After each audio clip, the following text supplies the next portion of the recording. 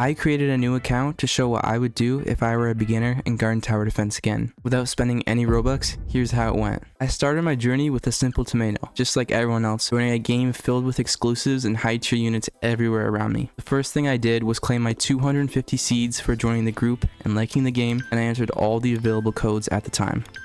After doing that, I had 1,550 seeds, which I immediately gambled away on trash units. Next, I set my first goal, complete all the XP quests to earn the slingshot and log units. With that in mind, I joined my first garden match on easy to get my first win.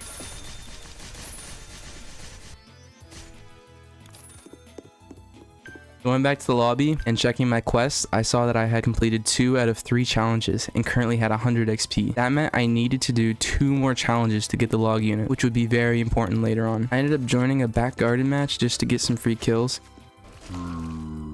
Gambled some seeds on more trash units and checked my quests again. I just needed 3 wins. I quickly got those wins, earned my log unit, and could finally start farming seeds way more efficiently. The method I decided to use was quite boring and grindy, but it was the fastest way for me to farm seeds as a beginner. Alright, so what I would do is I would load in graveyard, go to the back of the map, and place down a log whenever the enemy gets really close to my spawn. I would just do this until about like wave 10 and then just let them into my base. I even set up a macro to make it easier, basically recording myself clicking down here and then clicking play again, selecting impossible, and then I place a whole bunch of logs down until wave 10 and I waited until the game ended. When the game finished, I didn't stop the macro. I recorded a second game on the same macro and I kind of placed the logs in a little bit of a different position just to increase the time before the game's macro detection system would reduce my seeds. Recording multiple loops made it harder for them to detect. So with that in mind, I went AFK for a couple hours and managed to get around 15,000 seeds per hour until I went to bed.